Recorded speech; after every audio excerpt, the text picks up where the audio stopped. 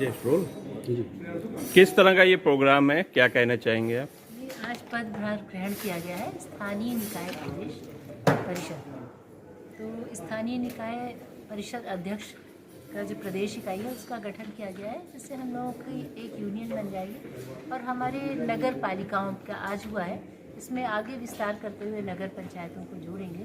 तो उसमें हम लोगों को जो समस्याएं आती हैं उस पर एक विचार विमर्श करके 11 बिंदु का हम लोगों ने पहले बनाया था, लेकिन अभी कुछ और भी विचार आ गए हैं। तो हमारे 18 बिंदु जिन पे हम लोग लगातार चर्चा कर रहे हैं और उनको समअप करके अभी सब में से फिर हम लोग समअप करेंगे। सबके सुझाव जैसे भी आएंगे तो हम लोग मुख्यमंत्री जी को से मिलेंगे और जो हमारे स्थानीय निकाय के नगर निकाय के मंत्री जी उनसे मिल करके इन समस्याओं का निराकरण कराएंगे। किस तरह की समस्याएं थोड़ा सा विस्तार से बताइए। देखिए, आप इसमें जैसे आप देख लें कि हम लोगों को जो शिष्टाचार भत्ता दिया जाता है अभी केवल 15,000 रुपये दिया जाता है महीने में।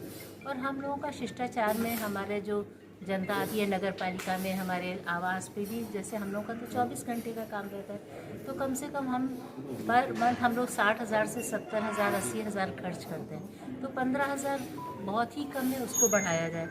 हम लोगों को कोई मानदेय नहीं मिलता, जबकि विधायक सांसदों को मानदेय नहीं मिलता है और उनको पेंशन भी मिलती है।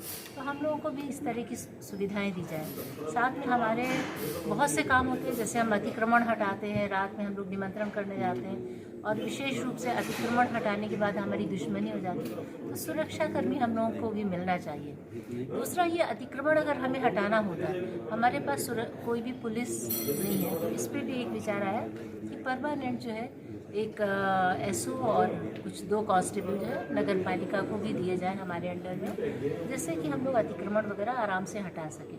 क्योंकि हमारे कर्मचारी को तो एक डंडा भी पकड़ना अलाउड नहीं है, तो लोग कैसे उससे डरेंगे। दूसरा ये है कि हम लोगों को टोल टैक्स भी देना पड़ता है, हमारा पास नहीं है। हमारा सचिवालय में जाने के लिए कोई परमानेंट पास नहीं है। तो ये स्थायी व्यवस्था नगर पालिका चेयरमैन को भी बड़ा काम रहता है, चाहे डायरेक्ट सेक्रेटेरिएट हो, चाहे कहीं भी जब जाना है तो पास होना चाहिए। दूसरा, कुछ और भी बातें आई हैं कि पुलिस फोर्स बता दी हमने, जैसे अधिशासी अधिकारी वो लोग अटेंडेंस नहीं लगाते हैं। कई बार जो हमारे अधिशासी अधिकारी हैं वो 3-3 4-4 नगर पालिकाओं में अटैच है, जिससे जो नगर पालिका है उसका काम बाधित होता है। वो उतनी स्पीड से नहीं होता जितना हम लोग चाहते हैं। तो हम लोग चाहते हैं हर नगर पालिका को अलग अधिशासी अधिकारी, अलग जेई एक तो कम से कम दिया जाना चाहिए। जैसे हम लोगों को भी मानदेय नहीं मिलता, हमारे सभासदों को भी नहीं मिलता है। तो एक सभासदों के लिए भी मानदेय सुनिश्चित किया जाए, ऐसी भी राय बनी है। दूसरा यह है कि हम लोगों को जब कभी कोई ज्ञापन देना होगा, मिलना होगा, तो हम लोग लखनऊ आएंगे, वरना हम लोग जैसे आपस में भाईचारा बढ़ाने के लिए हर ज़िले में मीटिंग्स रखेंगे। ये हमेशा लखनऊ में हो ऐसा नहीं करेंगे, हर ज़िले में हम लोग जाएंगे, जिससे कि हम लोग वहाँ पे ज़िलों में अच्छी हमारी फेलोशिप हो, सबसे बिल्कुल पारिवारिक संबंध हो, क्योंकि हम सब एक परिवार हैं। दूसरा ये है कि हमारे जो बजट आता है वो पहले हमारी स्वायत्त शासी संस्था कही जाती है। जैसे हमारे जीतने के बाद जो सबसे बड़ी खबर थी वो कि शहर की नई सरकार, लेकिन शायद बहुत कम लोगों को पता होगा कि हम लोगों के पास अब कोई बहुत अधिकार नहीं है। सारे जो है अधिकार अधिकारियों के पास, शासन के पास चले गए। तो हम लोगों के हाथ बंधे हुए हैं, उनकी परमिशन हर काम के लिए लेनी पड़ती है। तो हम ये चाहते हैं कि हमारे अधिकार पुनः हमें वापस दिए जाए। और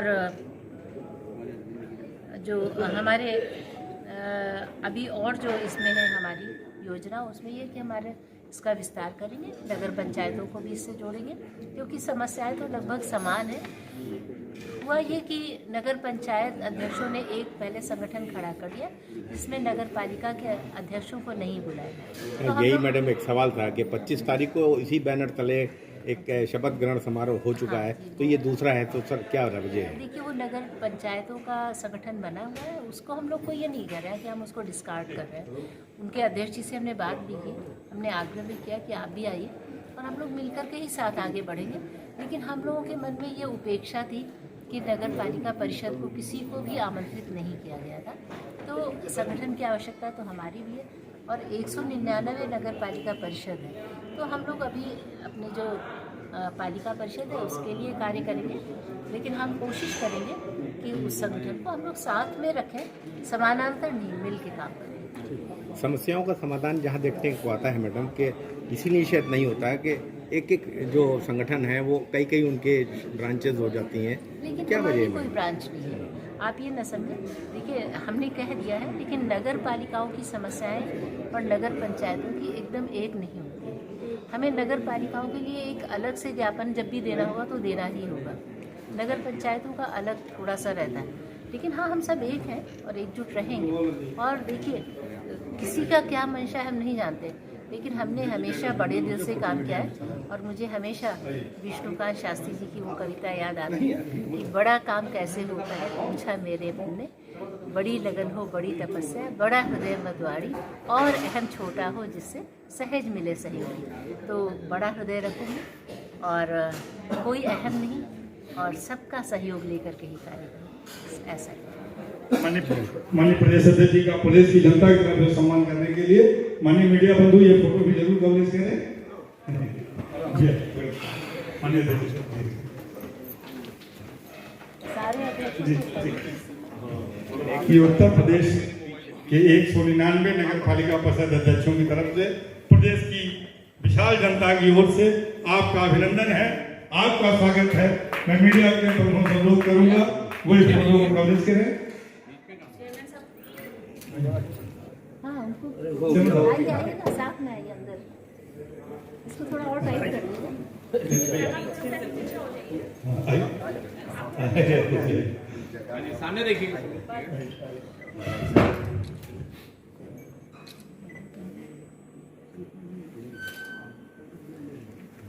एक दूसरे से जुड़े रहें और आपस में जो है थॉट प्रोसेस हम लोग अपना शेयर करते रहें, तो उससे हमारा भी उद्धार होगा। और जो हमारे आसपास के निकायों में अगर कोई नए स्थानीय निकायों अध्यक्ष परिषद उत्तर प्रदेश का आज पदभार समारोह होटल सेरेना में 4 बाग संपन्न हुआ। सज्जा टाइम और भाजपा सिंबल से